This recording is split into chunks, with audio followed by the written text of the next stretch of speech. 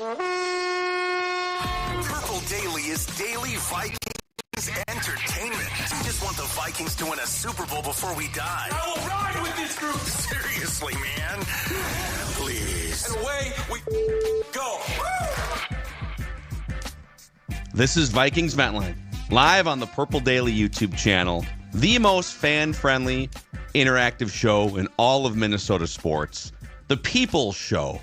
Judd Zulgad, the sports dad, inside U.S. Bank Stadium right now. We got our executive producer, Declan Goff. I am Phil Mackey, and because Judd is a working member of the press, he cannot wave the flag in that press box. But damn it, I can. In this studio, the Vikings... Wave away. ...are 10-2. So many things to discuss off that game. Aaron Jones, by the way, goes from... I would say one of the bigger nightmare days of his career to redemption touchdown, basically the game-winning touchdown.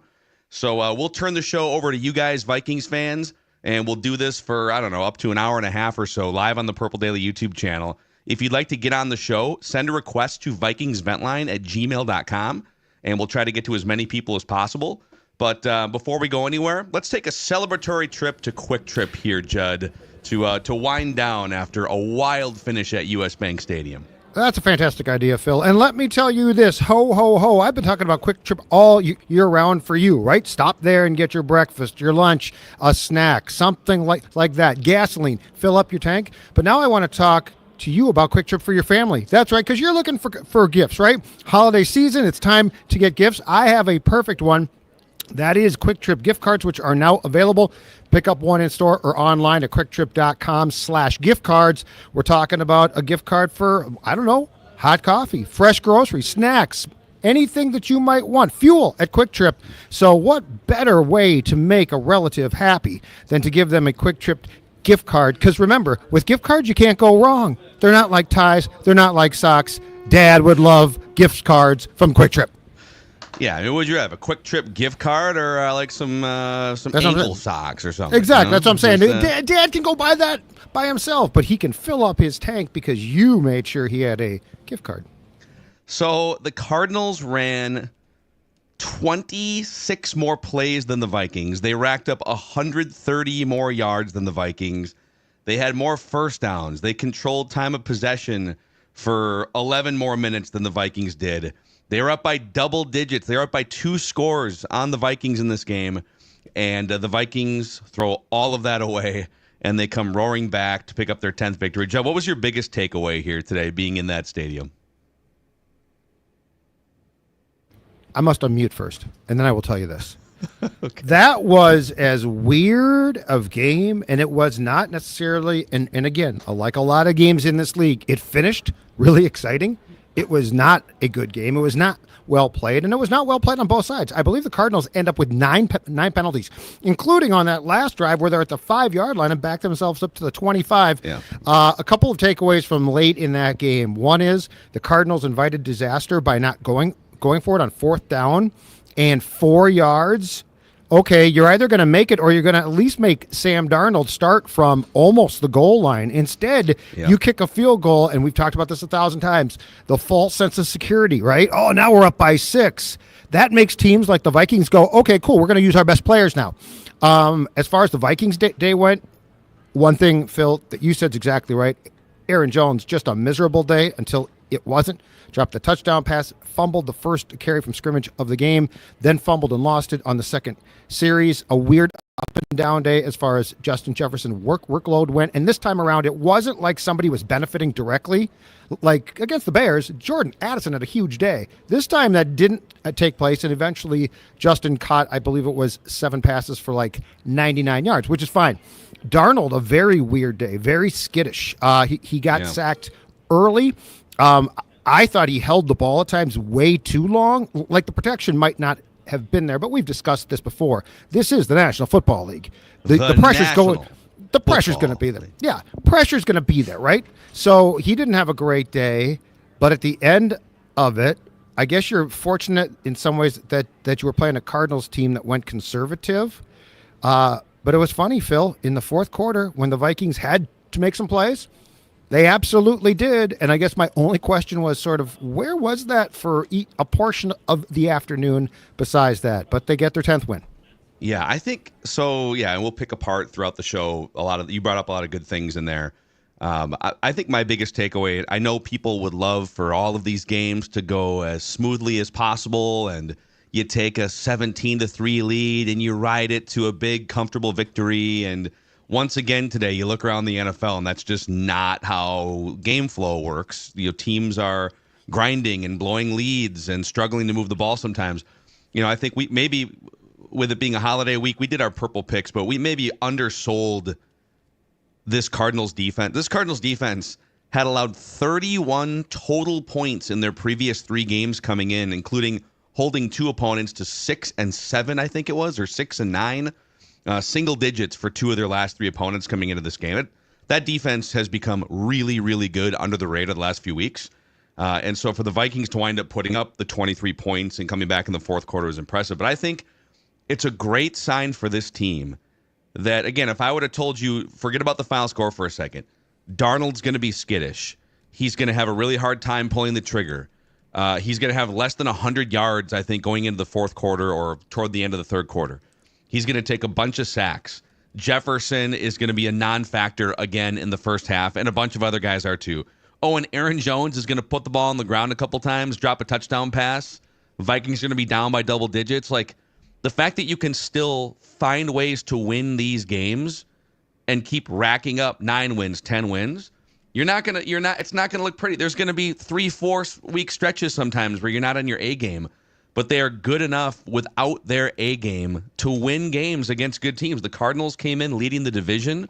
The Cardinals have a pretty impressive resume this season. So I'm impressed with winning a game in which you did not have your best stuff. This was like a reliever coming in on like the 3rd day or something. It's their first home game in a month, so they should have been well rested. But I'm impressed by grinding through the imperfections. Declan, what was your main takeaway? Yeah, it was a close game. If only one of us picked on Purple's picks, that the Vikings would have to not cover this spread here, because it ends up being just a 1-point win for the Vikings. But it was a lot of sustained drives for Arizona, too. Like, they bled the Vikings defense. They had 3rd and longs, and they still remained on the field, whether it was via penalty or just by execution. This was a lot closer than we thought. And, yeah, even though the Vikings don't have their best game plan, I think, today, it still winds up working out for them. And that's been kind of their year, too. Like, good teams that are legitimate, and people are questioning Sam Darnold. I saw on ESPN, Teddy Bruschi finally gave Sam Darnold some flowers today on the pregame show. They're kind of waiting for the Vikings to prove if they're fraudulent or not. Well, good teams find ways to win games. This was not like a fluky win. Like, the Vikings orchestrated their comeback here and were able to still find their way to another win. They're their 10th of the season now? Like, this is exactly how good teams do. They still find ways to win games. Should we go to the vent lines here? Yeah, let's do it. All right, let's do it here. Vikings Vent Line, Purple Daily YouTube channel. Over 5,000 of you hanging out with us right now. Happy Thanksgiving weekend. Who's first out of the gate? All right, let's go to Josh. Josh, are you in Hawaii? I'm in Hawaii. Yeah, thanks, guys. What's up, Josh? How you doing? Wanted to ask a question. Well, first of all, it was kind of a frustrating game, as usual. I had to go to my room a couple times. The kids were being loud, and I couldn't focus, so I went to my room. I came back, and then the Vikings were playing terrible, so I was losing my attitude, so I had to go to the room a second time. It seems like, our defense, obviously we put a lot of pressure, and the other teams draw up a lot of quick pass plays to address that. But we don't seem to ever do that. Seems like O'Connell, there's an opportunity there to drop some quick plays for Darnold. It seems like every time they pressured, they sent blitzes today, it really affected us. And wondering what you think about that. Thanks, Josh. Yeah, Joe, why don't you because we were texting about that. We'll give your perspective from the press box. I was intrigued by why they didn't have more of a short passing game installed. It was almost like Arizona defensively did something they didn't expect, because it felt like they felt that they could get big chunks. And now, at the end of the day, Sam Darnold was sacked 5 times. far from ideal. But it was a game where I expected, and we saw it at times, more short passes to, I don't know, Jefferson, Addison, Hawkinson. So I was intrigued by if that was a play calling thing, if that was something where Sam didn't go to his checkdowns. Like, I think that's a very interesting topic for either today with O'Connell or tomorrow, to get as much about what the game plan was, because it certainly didn't flow like I expected it to. And I did expect that this would be a big game for instance, Hawkinson. I thought he'd catch 8 passes, and he didn't. I also think part of the problem was the early Jones fumble on the carry, and then the subsequent one that he lost on the reception. I think we saw the trust in the short game dissipate, and that's an O'Connell thing. I think I think he's always tempted to be like, okay, if that's not going to work, I'm going to go back to what I know best. But that wouldn't explain why Hawkinson wouldn't have had a bigger role. Yeah, I think our guy Alex Boone can maybe shine a light when we do trenches this week in the film breakdown. But just watching, just with the game broadcast, it felt like the offensive line and the running backs, like Cam Akers was in there for a lot of snaps today. It felt like they did a bad job in pass protection compared to other weeks. There was a bunch of times where the Cardinals sent a free runner up the A gap, for instance. And Greg Olsen, who, by the way, you referenced the decision by the Cardinals to kick the field goal on 4th and goal from the 4. Greg Olsen, the best color commentator in all of NFL broadcasts, he spent like 60 or 90 seconds just explaining exactly what you did, that you'd rather almost be up by 3. It's the Mackey Chris Long theory from 10 years ago on our old radio show, that if you go up by 6, the other team, it's all or nothing to score a touchdown. If you're up by 3, then maybe they take their foot off the gas a little to preserve the field goal, and the Cardinals ran it. But Greg Olsen did a great job kind of diagramming all that stuff.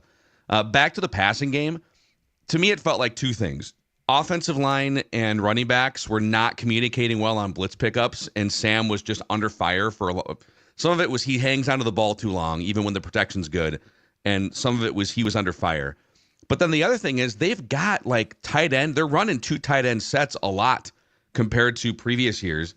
Those checkdowns are built into the system. But I think Sam is trying so hard to hunt down the field, which is good. You want him hunting down the field. You don't want him just settling for checkdowns. But he just gets kind of paralyzed between I want to hunt down the field or KOC is going to get mad that I'm not going for the 18-yard chunk or the 20-yard chunk. And by the time he gets to his check down, maybe that route's gone. So I don't know if he has to get through it quicker. It sounds like you and some of the audience are saying, well, we need like a quick passing. We need to be throwing bubble screens to Justin Jefferson. Right, but bubble screens aren't going to get you 10 yards and 75 plays on these drives. Like, you need to chunk the ball down the field. Oh, sure. Which is why Hawkinson felt like a Hawkinson game, and he only caught the 3 passes. So yeah. What hurt them a lot offensively is if you check the plays that they ran compared to the Cardinals and time of possession, that defense, it's a miraculous that they did not just completely fall apart. And they started to against the run game. They were exhausted. Like that was the polar opposite of the Jaguars game. So it's like, I don't expect all short plays, but you got to have something that keeps you on the field to allow you to matriculate a little bit and keep them off. They didn't have that. And it was weird because until it was crunch time, they basically were trying to continue to get the ball downfield. But then here's the best part about Sam too. When Darnold is in a position where it's like, okay, it's nut cutting time, he can do it. Like it's almost like he thinks about it, and then at times it's like, okay, if I don't think about it, I'm fine. Lazy Television chimes in the YouTube comments in all caps, by the way. He's very excited. How long before these haters say something positive about Sam Darnold? All right, I mean, first of all, you're talking to the lead Darnold defender going back to the day he was signed, okay? Yeah. This show called this career performance from Sam Darnold, but in the face of adversity, much like he has done multiple times this season, all right, you got to have a score or a touchdown on this drive. He has delivered on those drives almost every single time this year. All right, well, the other team came back, and if you don't score, they're going to get the ball back and have a chance to win. You must score points. Dagger, chunk, right? He has been awesome in these situations. He adds to his career totals that he's already been setting. And again, even though this wasn't his best game of the year, he posts a 111.6 passer rating, which I believe I heard on one of the pregame shows today. This is the first time a Vikings quarterback has posted 1,000 passer rating games in the same season since Brett Favre in 2009. Pretty impressive. Enough positivity, huh? And his third, fourth quarter comeback, game-winning drive of the last month. He had two in November. He had another one today, so he continues to just have really clutch performances. Yep. All right, let's go back to the vent lines here. Dex, guide us through a few more Vikings fans. All right, let's go to Jeffrey next year. What's up, Jeffrey? You're on vent line. Hey, guys. I enjoyed today's game. It wasn't maybe the best game, but it was still a good game. I think the Cards are actually a better team than most people give them credit for. I know they haven't won in Minnesota in about 4 decades. They have good weapons. Marvin Harrison Jr. is legit. Kyler Murray played a little bit more disciplined than what we've historically seen him play as. James Conner is a tough and smart running back, and that defense is really a challenging defense for Sam. Causes a lot of confusion, makes him hold the ball.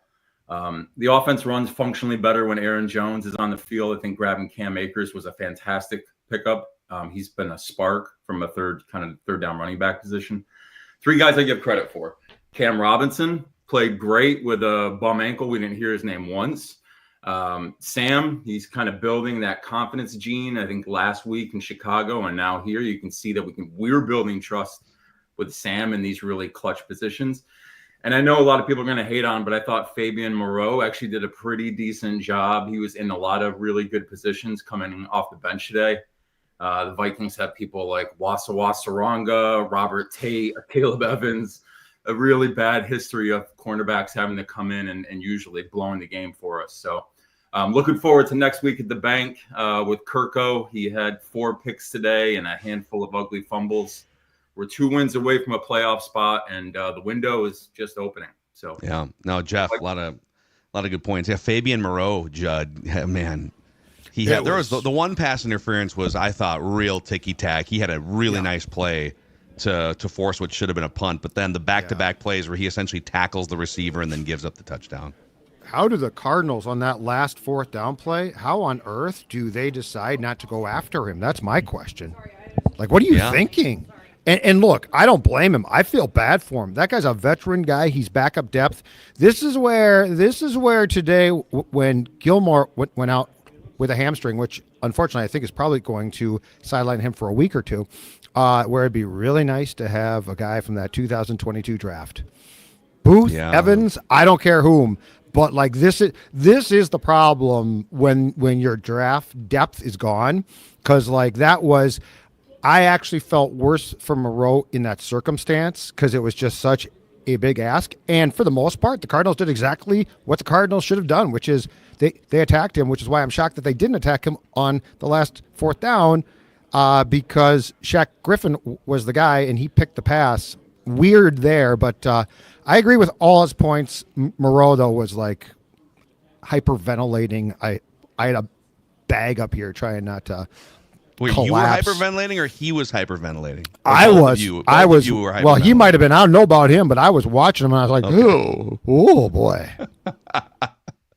Oh, man. Dex, let's go back to the vent lines here. Over 6,000 people hanging out on the Purple Daily YouTube channel. If you're new or you haven't already, click that subscribe button and the like button, please, as we continue to build the best and biggest Vikings fan community on the internet. Dex. All right, let's go to Donald next year. Hey, Donald, what's up, man? You're on vent line. Hey, what's going on, fellas? Can you guys hear me? Yeah, we got you, man. Awesome. I know Judd is in the press box, so I'll get the flag for you. Let's go. That's right. That's like Donald waved the flag. Thank you, Donald. Thank you. Very nice. No problem, man.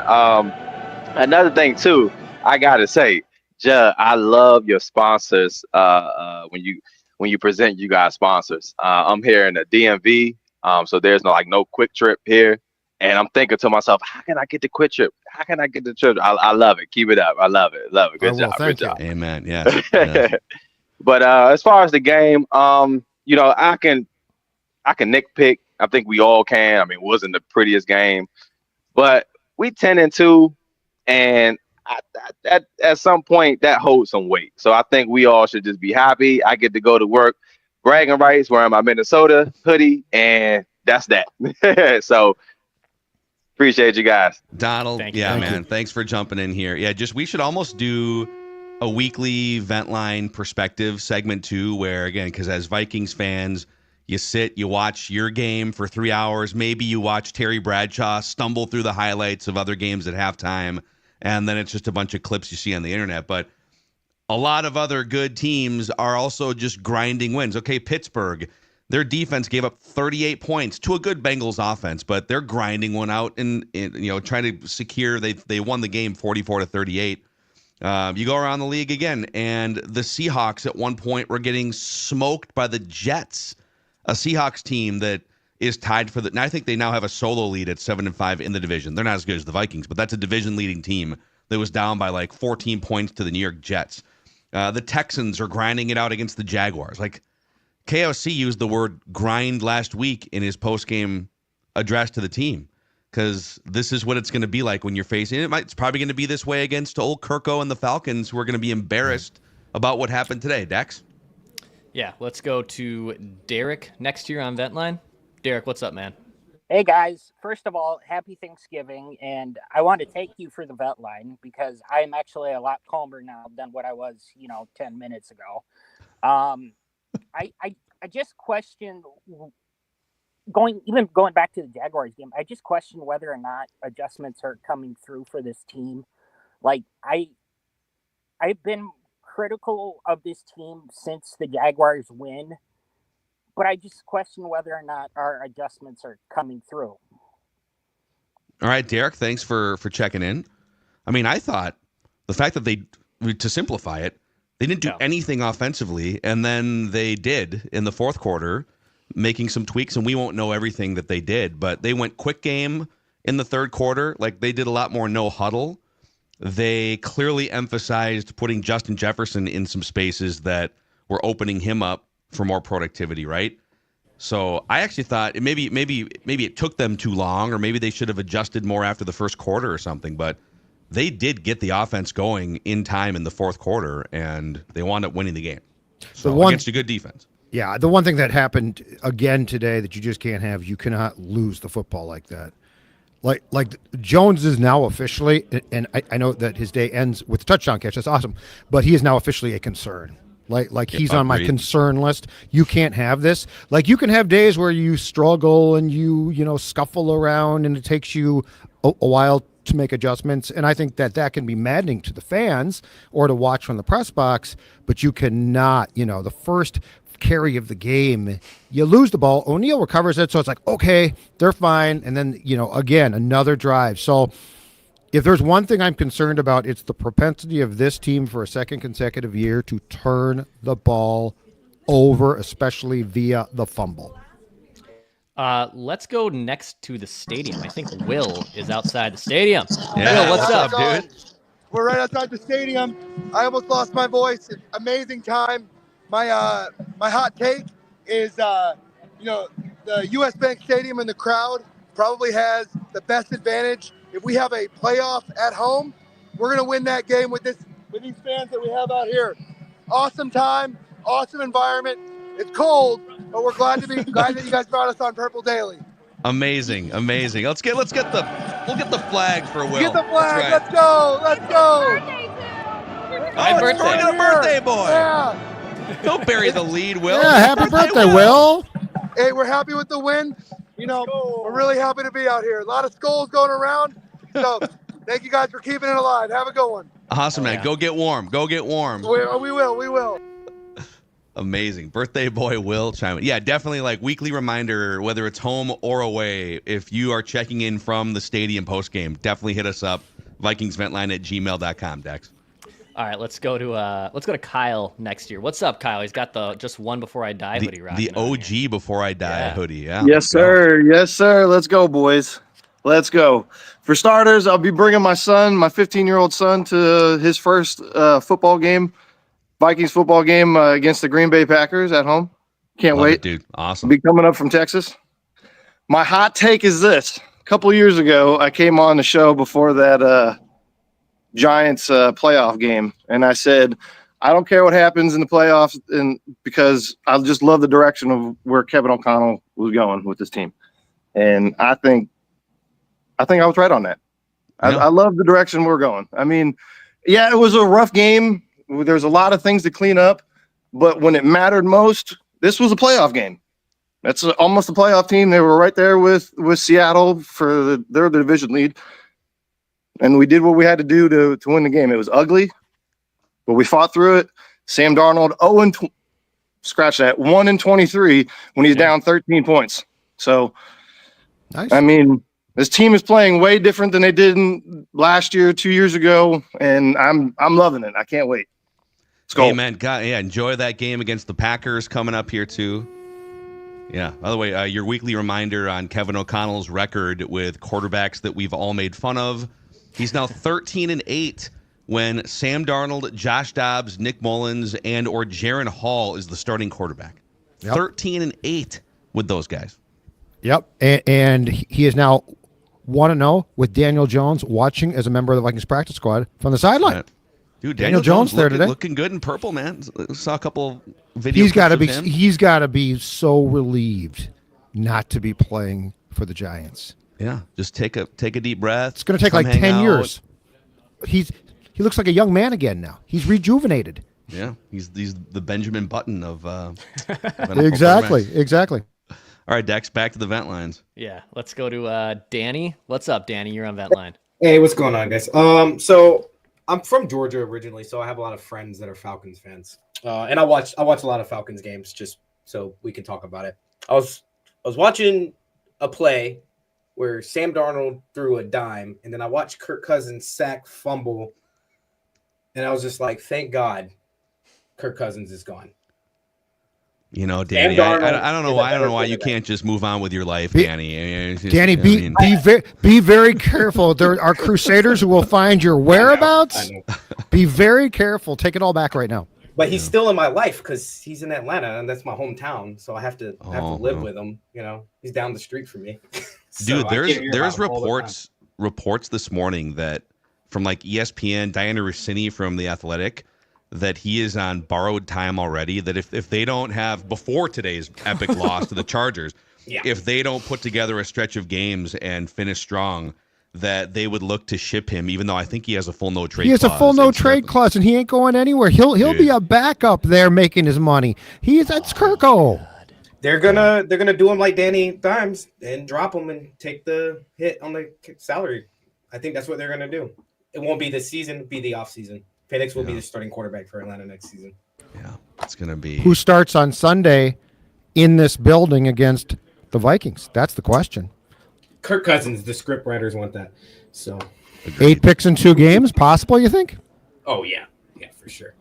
4 more? Hey, could you imagine? By the way, Danny, thanks for jumping on, man. Could you imagine?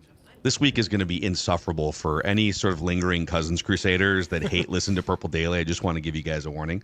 But if there's already some steam before today's debacle, a home loss off a bye to the Chargers, who are good, if the Vikings make him look bad, now maybe his pride kicks in and that team puts together a bounce back game plan. It's still a good Falcons team, but so many juicy storylines colliding going into this game. I will tell you guys what I've been saying about a playoff game, which is if it's going to be the Falcons who win the South, I would far prefer to face the Falcons than I would Kyler again in the playoffs in Arizona.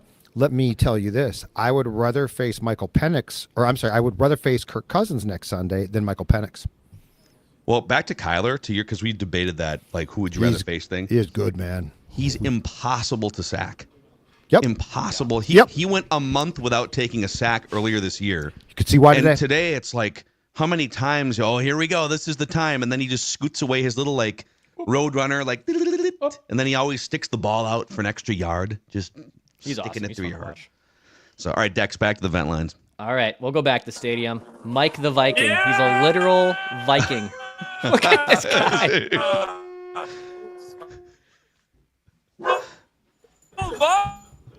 He's going to catch his death out there. We have Vinny barking. We got. Oh, man. I think the. Oh, wait. Live from US Bank Stadium. Hey, I know, Judd, you're probably in the press box. You probably don't have the flag with you. But if we had a flag, we would wave it. Phil's got his. Phil's got one. Johnny Munn, tight end one. Johnny Munn, tight end one. Hot take, yes. Hot take, Vikings are going to NFC Championship, and we're going to be shirtless. Go, baby! That's not even a hot take. Yeah, no, that's a fact right now. We'll hang up and listen. We love you guys. Skull Vikes. Dude, love it, man. Thanks for checking in. That has to be so cold. You know how cold it is out there right now? Oh, my God. I think was that Mike? I think Mike and his crew have some warm beverages inside them that are gonna. That sounds great. Good for them. Yeah. Great. I got 2 dogs over here today, so that's. Oh, so the Vinster and who else? I got his brother. I got 2. Vinny and Finn are running a run. I'm Vinny by myself. and They're all just barking at the wind, so it's been a long few hours here. Vinny and Finny. Joe, why don't you talk about your friend Canopy? Not a dog, but it's not a dog. A company that supports Purple Daily. It's not a dog, but it is an in-state-based independent insurance company that has your best interest in mind. Much like a sports executive, it's constantly looking out for the best talent available. The Canopy Group does the same for you when it comes to getting the best insurance coverage. And here's the important part, at the best price. They work with 16 groups of top-tier companies to make sure you have the best insurance roster available. Auto, home, health, and business. Teams need options, and so do you. When the renewal comes up, you're going to hear from the Canopy Group because you deserve better, and they know this than the status quo. So, in other words, they're on the lookout. They're basically insurance scouts for you. Give them a call, 1-800-967-3389, or check out their website, canopygroup.com. That's thecanopygroup.com. If you want the best rates, the best coverage, someone who's going to be not just a company, but also looking out for your best interest, it's canopygroup.com. Hey, Ash says, speaking of beverages to keep you warm, a shout out to Black Stack. Black Stack beer can be found not only all over the state of Minnesota, but now expanded distribution into Wisconsin, Nebraska, and South Dakota for you transplant Purple Daily listeners. The local, in fact, in my fridge right now, I've got some local 755 New England IPA, some Pull Tabs Pale Ale, Black Stack available also inside US Bank Stadium for this stretch of home games next week and then the week after, 3 straight home games. And the tap room is the second largest tap room in the state of Minnesota inside a former Spam can factory. I was over there a couple weeks ago enjoying a couple libations, and just a really fun place to bring your friends, a group gathering, Taco Tuesdays with the taco truck. So thanks to Black Stack Brewing for being friends of Purple Daily here. Purple Daily YouTube channel, almost 6,000 of you still hanging out with us after a Vikings win over the Falcons. Don't forget to click that subscribe button and the like button. Declan, back to the vent lines. Yes, let's go to Edward. Hey, Edward, what's up, man? You're on vent line. How are you? Well, I'm doing good. I really had a different take on this game. I thought this was a great win for us. We needed to have a game where we trailed and came back and had to win it. It was great complimentary football. You know, the offense, every time when it has to go down the score, it goes down and scores. And that's just so great to see. But I guess my biggest hot take is seeing Sam Darnold's progression. I don't know, maybe you try to get him on the Baker Mayfield contract and keep this thing going, because he's getting better every game. He only had one time where he kind of went full Darnold on us, you know, one bad throw. But other than that, a lot of it was just bad offensive line play and his ability to get out of sacks and all that. Like, you know, you guys talked about it early on in the season. He came from a real bad upbringing with the Jets. And if O'Connell can keep this going with him and he keeps progressing as the year goes on, I don't know. I think it's something to consider. You know, Green Bay's doing fine with Love. They waited on him. They didn't play him in his rookie contract. Like, it can be done. Good drafting. You got to draft good, obviously, but, you know, you can make it work. I guess that's my biggest hot take after seeing this game. Edward, thanks for joining. Just to add to what he said, before the game on ESPN, Alex Smith, who ironically was replaced by a rookie quarterback who sat for a year that the Chiefs traded up for. They said goodbye to the good veteran quarterback. And he's looking at this situation, which is very similar to the situation he was in some ways in Kansas City. But he said if the Vikings haven't offered Darnold an extension by now, they need to immediately or they're making a huge mistake. And we can flesh this out more throughout the week on Purple Daily. But, if he keeps playing this way and they get to 12, 13 wins and they win a playoff game, it's only going to get louder from now until February, March. If he continues to play this way and he comes back on the Vikings' terms, then you might bring him back. But he's not going to. He's going to get paid. The only person who's currently in this franchise who's going to get rich off of Darnold's season here is Kevin O'Connell. Like, they didn't go get Daniel Jones. They didn't draft McCarthy. Like, literally what we're talking about is anything that ties up the payroll they don't want to do, because in their mind, their coach can get the maximum from a quarterback group that doesn't cost as much. And by the way, there's a guy coming to town next week who probably regrets not taking, well, he doesn't, unfortunately. He should regret not taking the deal that the Vikings probably were willing to give him because Kevin O'Connell made him better. Kirk Cousins. Can't wait till the end of next week's game when Kevin embraces Kirk and says, "Too bad you left. I guess you're happy now in Georgia, buddy boy."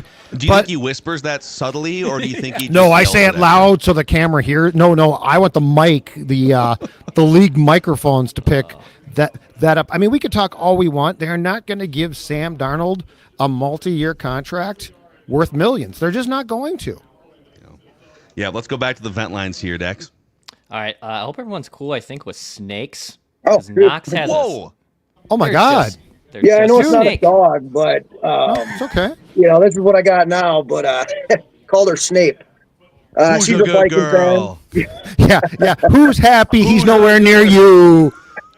I don't know where you are, but I don't want to be anywhere near that, but that's really cool. Oh, thank you. Yeah, I'm down in Appleton, Wisconsin here and around enemy territory, but I got a lot of Packer fan friends, but thank God the Vikings are doing good this year because I really hate being here when the Vikings stink and the Packers are doing good. It's not fun. But Sam Darnold, though, I mean, this game, I felt I guess there probably was one play where he threw it, could have been picked, but I felt like for the most part, he was pretty spot on today, which he's progressively gotten better with that, because it used to be a few plays a game, you threw it and he's like, that should be picked off, but it seems to be less and less after the past few weeks. That's my take. Tell us more about the snake here. When did you decide you were going to be a snake owner? Well, my cousin, about a month or so ago, she couldn't take care of it anymore. And I've always liked snakes. And I did have to put my dog down last year or about a year and a half ago. So I'm like, well, yeah, I could take another pet, and it's pretty easy to take care of. Just feed it a mouse every week. And the only problem is I do have a cat, two of them, but one of them, the one with claws, really wants to kill this thing. So I have to watch the cat. He tries to get in the cage, at night, and it's like, who would win? Who would win that battle? The cat or the snake? Yeah, I heard that cats are actually the natural predators of snakes. So if you don't like snakes, get a cat, I guess. Yeah. I love your daily challenge, though, of just having both. I'm just going to be the referee that has to separate the two. Yeah, it's fun, though. Well, Knox, thanks for coming on here. I think this is the first time we've ever had a pet snake on Vikings Vent Line. All right. Bye, everybody. Let's keep rocking here. We got a bunch of people ready to jump on here on Vikings Vent Line. All right, let's go to Larry in Bama. Hey, Larry, what's up, man? Hey guys, good to be with you. Can you hear me? We got you, Larry. Yeah. I'm down here in Saints country, so 10-2 looks good on them. Defense, like to say, up till the 20, not looking too good today, but red zone defense stiffened up really nicely. Holding them to those field goals obviously was everything today. I love Aaron Jones, but he has got to figure out holding on to that football, man. He's got to do it. Outside of that, enjoying the season. Thanks for having me on. First time with you. Skol Vikings. Amen. Thank you, yeah. Larry. Thank you. Larry in Bama. By the way, Sam Darnold was interviewed on the field by Pam Oliver after the game by Fox, and he said, quote, "There's no other place I'd rather play than Minnesota. Just so grateful to be a Viking." And here you guys are. You here's just want to Judd. cast. You just want to cast him What- off. Yeah. You just No, want to then you know ship him what? to the 1 Raiders. 10 mil, and you're competing Hey, there's no place we'd rather have you play as well. for on $9 our million, for $12 for million. yeah. You know what? Exactly. We'll give you a raise. Okay, how much? 1 year, 12 million. with a second year team option for $15 million. Huh? How does that sound? No? That's too much for me. Too rich for my blood. It's a really, I mean, it's a tough spot because It's a great show to talk about. Yeah, we should do a show again, but I just don't see any way that a cultivator of quarterbacks is going to keep a guy around. Conversely, I do think Sam has to be, as we've talked about, you guys, very careful. Like this does not the wrong. Yeah, this does not travel everywhere. Yeah, no, that's I mean, the Raiders, some of these teams that are not going to get. There's basically 2 quarterbacks right now that are going to be bona fide top 10 picks unless you start reaching, and there's going to be 6 or 7 teams that are desperate for one. So he's going to take advantage financially. But all right, Ventline rolls on. Purple Daily YouTube channel. All right, let's go to Joe in Iowa. Hey, Joe, what's up, man? How's it going, guys? Joe. Everyone's heart's okay after that close call. I mean, my heartbeat definitely took a little while to slow on down, but we're doing good. My wife took a nap. I tried my best to not wake her. But sometimes it could not be helped. Just punching air silently. Yeah. That's a bad time to nap during a Vikings I might game. have done I don't know about that. Well, she's a good sport, so she puts up with me. Yeah. But hey, I just want to say 2 things. One, I think a lot of credit to Kwesi here, just overall. I'm pretty close to Dex's age, pushing 30, 29. And, I have some memories of like Gus Farrow and Bollinger and, Brad Johnson and stuff like that. And, the thought came to me this afternoon of like, if you just take a step back, how far have we kind of come? I think I saw Kirk threw like 4 picks. So, I mean, Kwesi, I have to say, I think he made the right call. And in this system and backed by KOC, it's really incredible what we've done.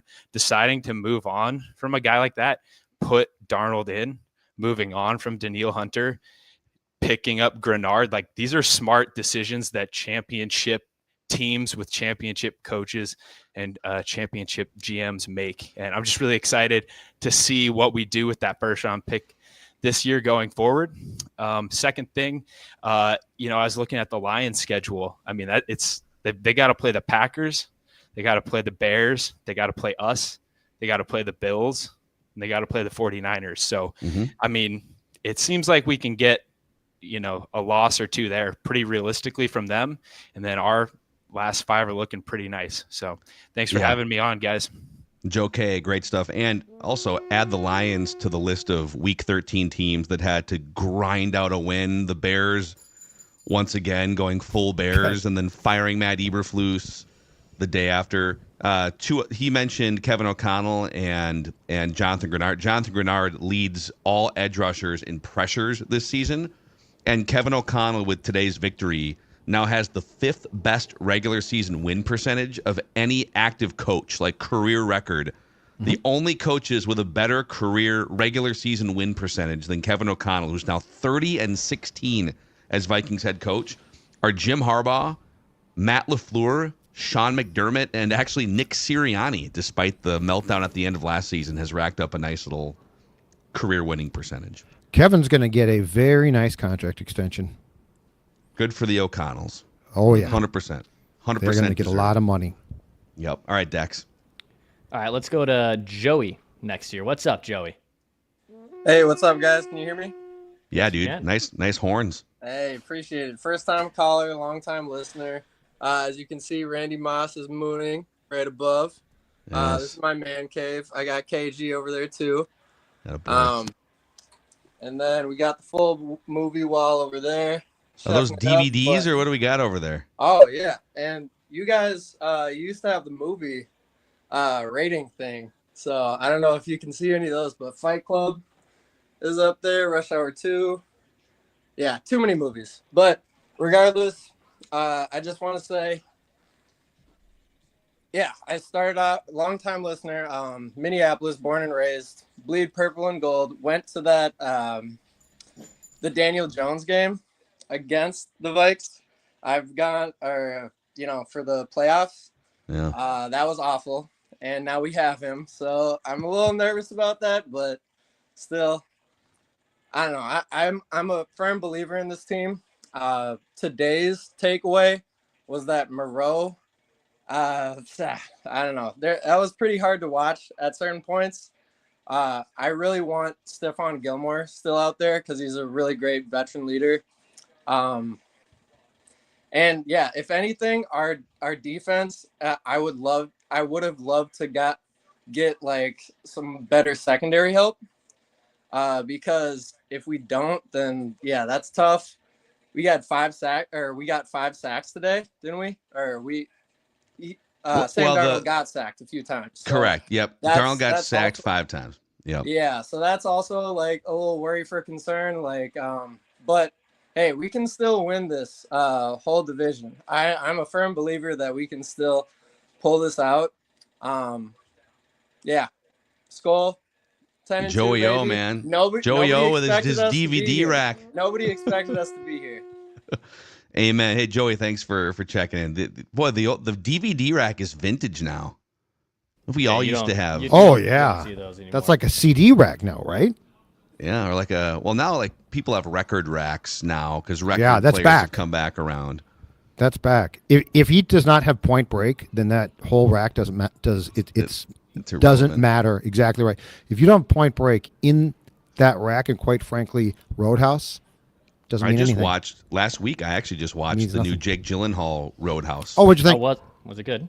Loved it. Okay. It was great. And I know, Judd, you're probably like against them remaking that movie. I think you would enjoy it. They remake everything now, so I've just thrown in the towel on that. It was really well done. He is a former UFC fighter who had something go awry in an octagon, and now he's like living this other life of being a bouncer. I did not see the remake of Point Break though, and I heard it was awful. I don't think I've seen that either. A couple years ago, I think it was Extreme Sports People now. Okay. No. Well, maybe we'll bring back Action Movie Rewind and dissect all these. All right, Dex, let's keep rocking here. Vikings vent line. All right, let's go to Jeff in Arkansas. Jeff, what's up, man? Hey, yeah. So Phil, yes, you should bring back AMR, or I'm just going to do it myself. Well, Jeff. First of all, Jeff in Arkansas, an OG 1500 ESPN Vikings vent line caller. Yep. I think making your debut on the YouTube version right now, right? Yes, I am. Yeah, it is a debut on the YouTube version. I'm 60, so I had to catch up with technology and all that. Yeah, but I've been waiting to get on, write that down, and of course Declan's left, and I've sent him like emails over and over. And then, okay, after the Daniel Jones signing, I'm not at home. Declan's dog sitting for the whole neighborhood here. Yeah, there's like 8 dogs at Dex's house. Dogs. It's like a Disney movie going on at Declan's house. If I was home, I would have brought my golden doodle up so they could bark at each other, because we can't watch TV. If a dog comes on the TV, they go nuts and they start barking. Yeah. I don't want to take up your time. So 2 things. So the first thing, this Vikings squad reminds me when I was living in Dallas and in the 90s, and I lived there for 30 years after I moved out of Minnesota to Chicago and then Dallas. Anyway, the bleeping Cowboys, who I hated, right? Because I grew up in the late 60s, early 70s. I don't like the Packers, but I hated the Cowboys because they kept screwing us. And that Cowboys team with the triplets, Aikman, Smith, and Irvin, they were going to lose the game, but they didn't lose the game. Yeah. And that's what today was like. It was like, we're screwed. I'm sitting at a bar that's right behind me here, Sunset Grill in Arkansas, Hot Springs Village. Like, what the hell? What are we doing? And then, we win. Are you kidding me? And then on the group text, the other thing I was going to say that I was texting with my buddies I grew up with, move the pocket. Why aren't we moving the pocket? So I don't know if you can bring that up on meat and potatoes or trenches. Like, move the pocket. You know, Yeah. that's high school football player Jeff. You know, like, but I just thought they could have done a little bit more to make it. But you know what? They won. So I lost on all my parlays. But anyway, I love you guys. Every day you start my day. Every day. I plow through all your podcasts, including your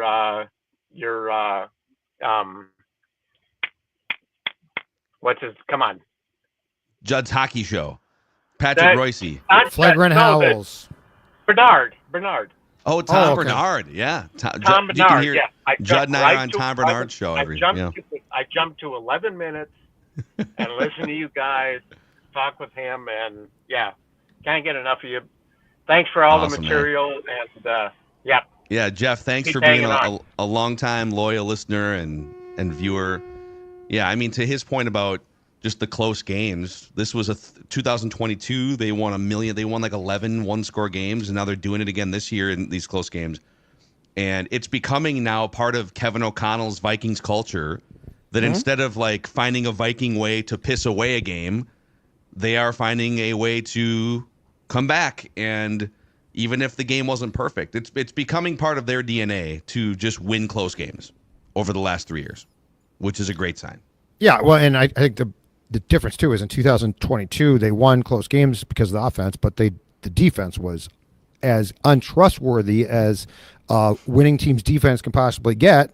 This defense actually, dare I say it, bowed up today, and they were exhausted. I don't know if you guys saw at the end of the game. I saw that Fox showed Grenard, and he was like just dying out there. That was a brilliant timeout by Kevin O'Connell, realizing that, hey, this is a 4th and 10 the entire game. Yes. And Grenard's just been chasing Kyler Murray around, is literally on a knee gasping for air. Yep. Let's call timeout here and give him a minute and put him back out there for the biggest play of the game. And there they go. The incredible thing too is, I think it's fair to say now, if you consider it to be a trade, because it was a free agent trade, right? The Grenard for Hunter trade, the Vikings won that trade. As good as Daniil is, and I think statistically he's been good, but when you think about what Jonathan Grenard as a whole has brought here, they won that trade for what they do from a personnel standpoint. Yep. All right, Dex, let's keep rocking here. All right, let's go to Kobe. Kobe, what's up, buddy? It's me and Nathaniel here. I was just about to say, Declan wants to be like me so bad. He came back with 19 dogs. I was like, come on. But so Aaron Jones is starting to make me nervous. I'll be honest. I know when we were playing like the first game of the season, they was talking about how he hardly ever fumbles or whatever. So it's just been like a long season jinx of him turning into that feeling I used to get watching Adrian Peterson sometimes. But hopefully, we can figure that out. What I will say is whether it's the Cardinals, the Seahawks, the Falcons, the Bucks, this game makes me feel like we will and should at least win one playoff game. Especially, everybody has injuries, but hopefully we have Ivan Pace and Stephon Gilmore, healthy around those times. But yeah, I do feel good about, one playoff game, I will be satisfied if we do that. I know this is about 2025. But, I love the grit we show, coming back. That's both offense and defense. My computer. But, offense and defense, they talk about us being at the top of the league or near the top of the league in both sacks and turnovers. And then, we finally get on the last possession of the game. I think we're losing them, but yeah. Yes. Pup's not happy. The Pup's like, get off what are you doing? Pup's like, hey, why'd you kick me out? Why'd you kick me out? Pay attention to me. Yeah. Pay attention to me. I watched the damn game with you too. Actually, you know what the Pup was saying? Hey, hold on. I've got some afternoon games to keep an eye on Underdog Dex. I think that's what's happening right there. That's right. Whether it's yourself or your dog, I highly recommend playing Underdog. Promo code SCORE, SKOR. for a 50% deposit match for new users, whether it's NBA, NFL. You got more primetime football coming up. It was a fun week of Feast Week at Underdog. That's right, Feast Week, where we had a bunch of different profits and tokens come through. So if you haven't already, go download Underdog. Promo code SCORE for first-time users still gets you that 50% deposit match. Also, welcome Woodhouse Spas to Purple Daily and Vikings Vent Line. Now, don't let my rugged nature fool you, folks. That's actually Phil on the screen right there. That is. That's Judd giving me a hot stone. No, that'd be weird. Weird. Okay. But I apologize for that. No one needs to see that. Anyways, I listen, about 2 times a year, maybe 3, I'm good for a massage and even the occasional pedicure with my wife. That's right. I'm going to stroll in there with full confidence and get my feet massaged. Anyways, whether it's you or maybe someone in your life, like your wife, your mom, someone in your life for the holidays, Woodhouse Spas, locally owned, Maple Grove, Woodbury, Rosedale Center, could be the perfect gift for that person in your life here. If you're trying to think of a holiday gift idea, you can go to woodhousespas.com to see the different types of packages.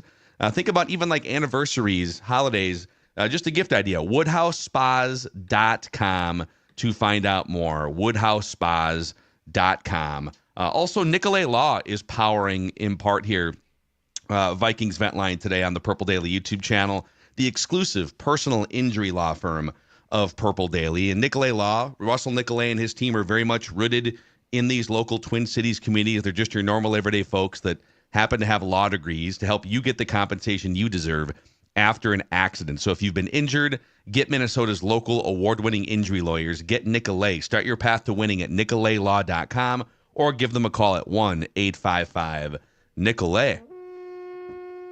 Declan, let's do it. All right, let's go to Brian next year. What's up, Brian? Hey, guys. How you doing? I survived the 33-point comeback. It's awesome. You know, we'd send one to Judd, but I didn't. I was forced to leave by my supposed friends. Yeah, I didn't leave. Me and my cousin were there a couple years ago. That's the last time I was in Minnesota, and I think it was appropriate to wear this today after the game. To me, I don't worry now the way our team is when situations like this happen, just because of the personnel that we have. Sometimes it gets a little dicey, but just the coaching and the culture and the can't quit attitude that the team has, that we haven't had. I mean, I've been a Vikings fan for years. I'm pushing 40 right now, and seen a lot of, ups and downs. But today when I was watching the game, I really didn't worry about it. It was like, I was just worried that we scored too quickly at the end. Yeah, dude, it's kind of, dude, Brian, awesome shirt and thing. Who's in the background there? Oh, that's my son. He's a Vikings fan. Hey. What's up, dude? Coming in from California. We live in the Bay Area. I live in Niners country. But yeah, they're not happy right now. Neither is my wife. She's a Niner fan. So. Too bad. Too bad. So sad. They've had their chances, man. You get to the Super Bowl a couple times. Yeah, they've had their glory. Exactly. Yeah. No, so Brian, thanks for jumping on.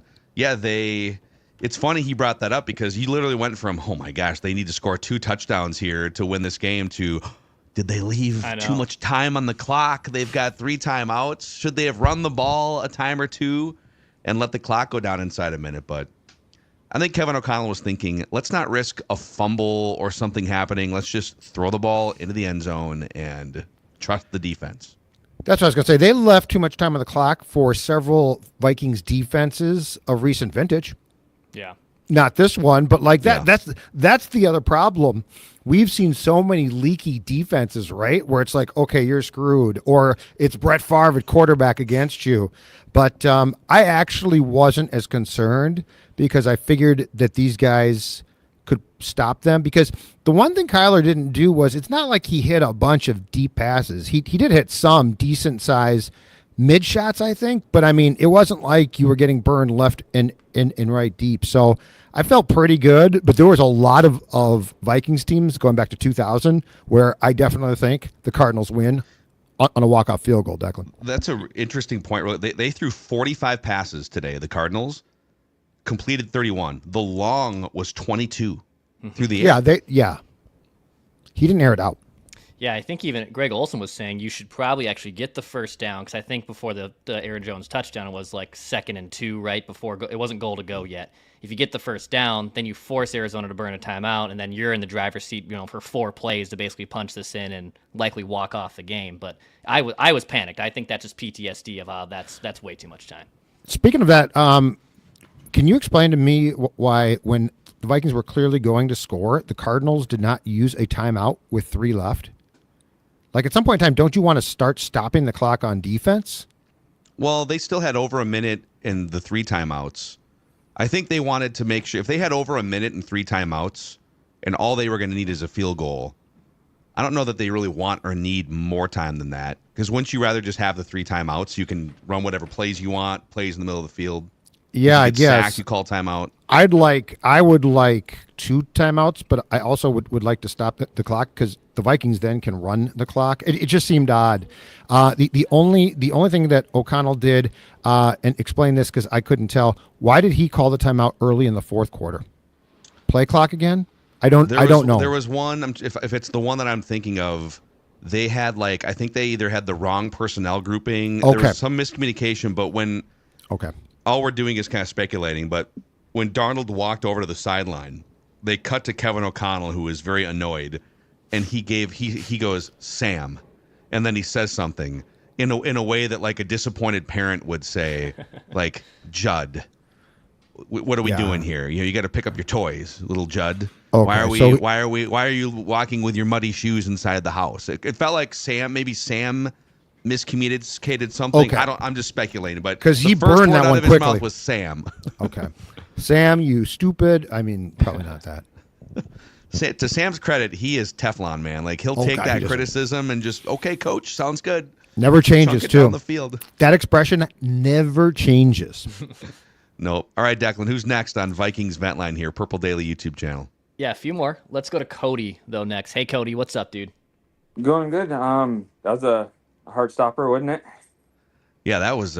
Man, we all needed a little jolt in our lives here on this I had Sunday. a little bit of purple PTSD and everything going on, because it's like, oh no, not again. Team we should beat and everything. Even though they're a pretty good team and stuff, they've been defensively pretty good and everything. One thing I want to bring up is I don't remember if it was the first year and stuff when Kevin O'Connell brought up situational masters, that this was a big situational master and everything. 22. Where it was, and then he helps you have Brian Flores, the defense, who's really good at situational masters too and everything, because he probably learned from the best under Belichick, wasn't it? Yeah. Yep. They both learned under Belichick. KOC as a player, and then Flores as a coach. And just it's nice that they, I don't want to say force-fed Justin Jefferson, but they kind of made it a point to get him more targets and everything, to say, hey, we're not going to forget about you, because they were pretty locking up everybody else and everything for the most part, wasn't it? Because they were trying to do when Justin Jefferson had that interview, he said that if they feed and stuff, I'm fine, I'm happy and everything. If we win, pretty much I don't care. As long as we win, I don't care how we win. If I have 2,000 yards or like -20 or whatever it is.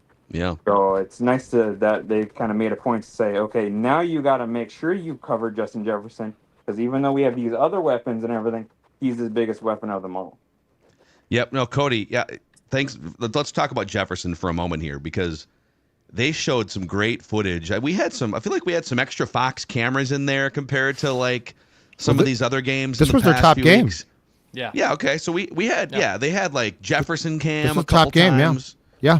So it was very nice but they would show the Cardinals on one particular play where I think Darnold, I'm trying to think of what the result was, but Darnold wanted to go to Jefferson, and then he kind of peeled back across his progressions and wound up either taking a sack or something. But they showed the Jefferson part of the coverage, and you had safety over the top, kind of taking the route into the end zone, and then the corner underneath bracketing was literally, it was his job to face guard Jefferson and sort of push him leverage-wise into where the safety was playing. Yep. So but they were doing that the entire first half, and clearly the Vikings countered by putting Jefferson in some different spots. They might have said, all right, instead of being the outside receiver or the X receiver, as Greg Olson diagrammed a couple times. Let's just move you to a couple different spots within these play calls and formations. Because I don't think the Cardinals stopped paying attention to him in the second half. The Vikings clearly moved him around to some different places and unlocked him. So yeah. And what surprised me about that was I thought they would start the game with that, because coming off last week, where I think that there was going to be a not an edict, but definitely an emphasis on getting him the ball. I thought that they would start the game off with like a short pass just to him. But they definitely, and that's the weird thing is, this goes back to 2022 when O'Connell got the job. If you recall, the whole conversation that O'Connell's talked about a bunch of times was Jefferson said, how do you guys get Cooper Kupp the ball so much? And Cooper the Cup said, I love having the ball. It's Cooper the Cup. Hey, it's Cooper the Cup. How can I not get the ball? I'm a Cup. The Cup catches the football. And O'Connell's response, this is actually a great idea, like for a Rams, but O'Connell's response to Jefferson was, well, he plays every position.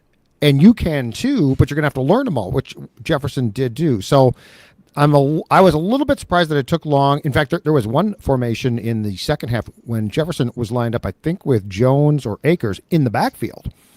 But, I mean, those are the type of ideas I love, because they keep defenses guessing then, and they don't make it as simple as, hey, okay, if Jefferson's going here. I can tell you one play I think Jefferson was annoyed about, rightfully so, was the Aaron Jones fumble that he lost on the pass catch.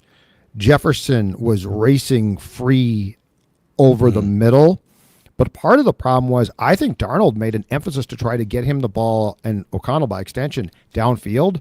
But the sacks and coverage were definitely a problem. And you've got to wait, you've got to wait for that to develop, which I think is why they sort of aborted that starting in the second half. The timing has to be there. You can't just say, hey, run downfield and I'll stand here in perpetuity. So that became part of the problem. One thing, when we're going to get to one of our favorite Vikings vent line guests here in just a moment, but one thing Darnold is exceptional at is climbing the pocket. So he does take some sacks and he does hang onto the ball too long, and there's things about him. But when he hits that back step on whether it's a 5-step drop or a 7-step drop, and he feels pressure sort of from the sides or the edges, the way that he climb like with that, he's got the arms and shoulders going with it, and you can see him just hunting down the field. Yep. And that's why, I don't know, personally, like talking about this team, I just want to be careful. I don't want this team, just because they're taking some sacks and, what's Kevin O'Connell doing? These plays are taking too long. We might have to live with a sack or two here, there, or Darnold playing patty cake to get the big plays down the field, the 30s, the 26, the 45-yarders, these big plays you see that are winning the Vikings these games. It's not just going to be, if you want a deep passing game, which the Vikings absolutely have this year with Sam Darnold, and you're swapping checkdowns or short passes for chunks down the field, there's going to be a sacrifice on the other end, and it might just be that you go through stretches where he takes a couple extra sacks. I'll take what's happening here. I'll take the 5 sacks in a game like this if it means that he's going to be second in the NFL in deep pass completions, and they're a top 10 scoring offense. So should we get to Bob here? Our guy Bob in Pennsylvania. Bob. Check the tree out. That's a great tree, look Bob. At that. Oh, a nice tree. Look I got dizzy for a second there, Bob. Bob's tree is playing Ode to Joy, too. That's crazy. All right. Now, Mackie, Phil, you said we waited too long on the short passing game. Now, there was a caller in the beginning of your show today that he complained about the short passing game, and he's 100% correct. However, Coach KOC redeemed himself. On the game-winning drive, what did they do to Addison? It's a quick out, first down, next play on your running back, your top running back, who has fumbled twice, who had a towel over his head, who had his head down, and who was down and out. Yeah. Mm-hmm. Somehow made it through 2 or 3 offensive linemen and a few pass rushers made the game-winning touchdown. Are you kidding me? That is called redemption. And let me tell you, I give credit to Aaron Jones. Now, getting back to Brian, he was one of the callers in the late part of your show. Mm-hmm. Brian's was worried that, we didn't run off enough time to, prevent them from kicking a game-winning field goal. But let me tell you something. When Jonathan Grenard dialed up that edge rush, I thought he was offside when he tipped that ball and he knocked it loose and he fumbled. He made one of the fastest batted ball sacks I ever saw in my life. And I've been watching football since I was, less than 6 inches tall. So, and then the next play, he runs down the quarterback. He prevents him from going out of bounds, which runs more time off the clock. He has to come off the field because he's so gassed. KOC calls a brilliant timeout, and we win the game on a interception. Are you kidding me? That is a big win. Now, that's skull right there. Here's what I'm going to do.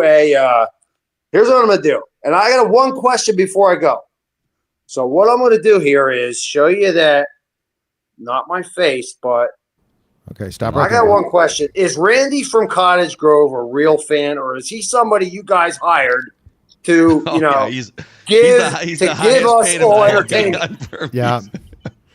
Come on now. Is he or isn't he? Is he real or is he a guy you hired for entertainment? I mean, we met him in person at the state fair like 8 years ago. No one else was there back then. He never shows his face. It was 1500 ESPN radio. He was wearing a Percy Harvin jersey and Zubas, and I think maybe some Helga horns with a beer in hand at 9:15 in the morning at the Minnesota State Fair. Yep. I love that guy. Keep it going. Thank you, Bob. Oh, man. Bob, Thanks, Bob. Great stuff, dude. Great tree. Happy holidays to you. It's a great tree. It's crazy. Tree just blasting the flag song. When is Bob going to call from the hot tub, though, is the question. Hot tub, Bob. So did I. I mean, this is hot tub time, right? I think Bob waits for the playoffs. In Minnesota, it's prime. I don't know what's going on. Well, they had a big snowstorm, didn't they, in the upper? Well, he's also Bob. Bob also, I think he resides in Arizona sometimes. So Bob's a tough guy to track this time of year when it's cold. But yeah, I think hot tub Bob waits for the playoff games. Okay. All right. Fair enough. Prime time. He's prime time right. He's prime time right now too. Got nothing to do with the hot tub. He's prime time. So, yeah, I mean, by the way, yeah, this great batch of vent line callers here, people calling in or videoing in, I guess, from the stadium. And I'm just waiting to see if there's any injury updates here. I think problematically, you've got Stephon Gilmore and Ivan Pace now with hamstrings that are multi-week injuries. Yeah, Gilmore. So can those guys, at this point, can those guys get back for like that Lions game and the playoffs? Maybe like Packers-Lions games in the playoffs, but it's officially looking ahead. Kirk Cousins reunion, revenge week, whatever you want to call it. Well, we got to find out. I'm not joking here. We first have to find out, is he going to start? Do you think that's a legitimate question? Dude, he threw 4 picks. He's been benched a couple of times. I mean, they've gotten blown out. He's had a really weird year. They're clearly. I mean, here's the intriguing thing. Who's putting it out there? Now, he's got a full no trade, but somebody is now putting it out there that they would like to move him. I'm going to tell you right now, I don't think that's the Cousins camp. No, it's someone inside the building. Yeah, the call is coming from inside the building in Atlanta. Is it Michael Penix's agent that's put Flowery Branch. All I know is that things are going sideways. And all I know is that the guy who is most responsible for Cousins' best years works in this stadium.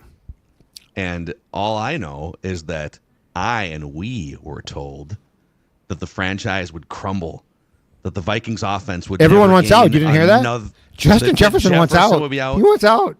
The KOC would be fired. Sam Darnold? What are we doing?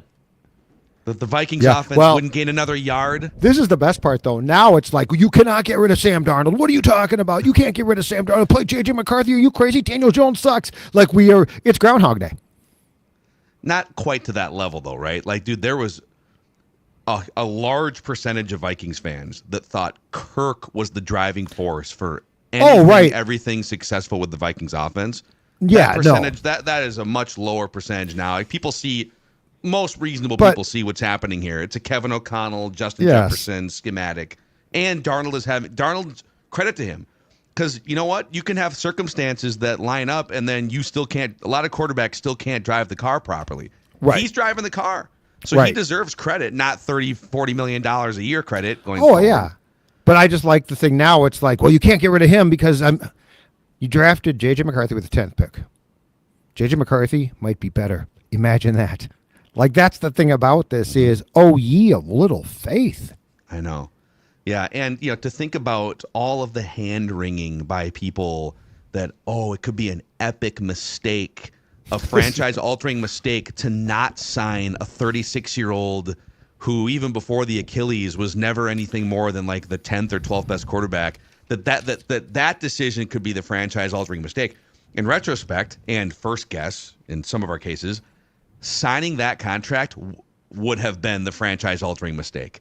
To not allow yourself the freedom of, and now, dude, the best part is they're sitting here 10-2 with as much salary cap financial flexibility as they've had in years going into March. Yeah, and a first-round pick. They're 10-2 with a quarterback making $10 million, which in this league is a pittance on a one-year contract. And then you could have a rookie contract. And if Daniel Jones wants to stick around, he's going to get the very cheap contract. Like they have put themselves.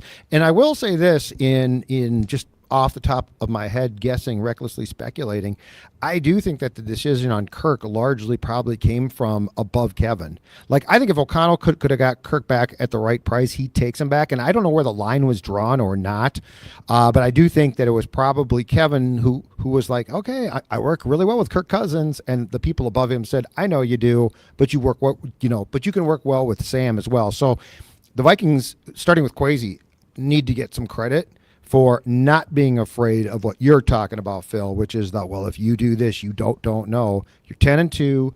If Darnold walks, you've got more. And look, without this defense, without the components that they added, where are you right now? You ain't 10-2. Well, today was a beautiful example in that you said goodbye to old Kirky boy, freeing up. It's not as much the money you freed up for 2024. It's the money you freed up beyond 2024, where you have a lot of the free agents you signed. The Vikings shoved most of that accounting into the future. Right. If they re-sign Kirk for a multi-year contract, they do not have the financial flexibility. Not that they wouldn't be able to add like one or two of them, but not what they did. But they say, okay, Sam Darnold's our guy, and with the financial flexibility created going forward, we are going to go get 6 different players to help fill out the defense. And by the way, Aaron Jones, who tried to shipwreck the game early. But down the stretch, it was Sam Darnold who was bringing this team back with big-time throws down the field. It was Aaron Jones who caught the game-winning touchdown pass. Uh-huh. And then it was Shaq Griffin and Jonathan Grenard who came up with 2 huge game-altering plays, or 3 if you count the 2 plays Grenard had at the end. So these guys that wouldn't be on your team, all of them making plays because your roster's awesome. And yeah, it's gonna be nauseating for the remaining Cousins Crusaders who are just clinging to a narrative at this point. But they're all gone. They've all dispersed. They're all Falcons fans. They're gonna turn into Falcons Daily. Red Daily. I'm not sure what you would call their show. Bird Daily. Bird Daily. Yeah, but that might be the Eagles show. Oh, Dirty Bird. That's could good. Be Cardinals. Could be Although Ravens. Don't bring that up, Declan. Not in this town. Little EP. 98, the Dirty Bird. Yeah. So any final thoughts from you guys before and tomorrow, don't forget our hottest Vikings takes live at 9 a.m. Central Time on the Purple Daily YouTube channel. So we'll do that and a bunch of stuff this week. It's a huge week, obviously. No, I just think that this was a game where if you watch the first 3 quarters, or certainly the first half, you're like, what the hell am I watching? And then in the fourth, it was great. But yeah, because Burkhart and Brady worked the Thanksgiving Day game for Fox. This was their number 1 game. So a lot of the country saw this game, which was interesting because it probably did not live up to the national expectations, but that's okay. The Vikings are 10-2. I'm going to pop 2 more comments on the screen here because there's a couple people just hammering Judd here, and I'm going to let you respond to end the show. Oh, good. So all caps, lazy television again says, Judd will die on this hill. He already said there's 0 chance the Vikings bring back Sam Darnold next year. How will Judd spin it when they do bring him back? How will you spin it? If they sign him to a substantial contract, I will kill them for it. There won't be a spin. It will be a monumental mistake unless he comes back on their terms completely. But even then, he's going to have to compete. Kevin O'Connell is not going to allow. And the notion that the Packers did the right thing with Jordan Love is so misguided. Yeah, I agree. You do not let that happen. They did the wrong thing with Jordan Love.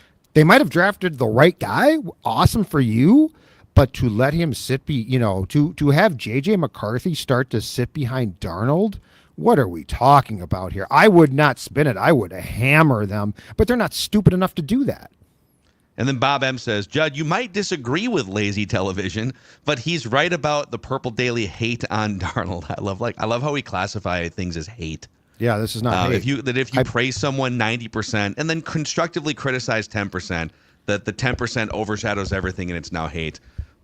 We love McCarthy. He's the next Mahomes. What crap.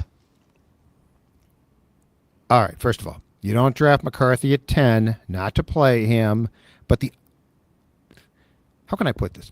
Think of it like this. This is roster construction with the salary cap included.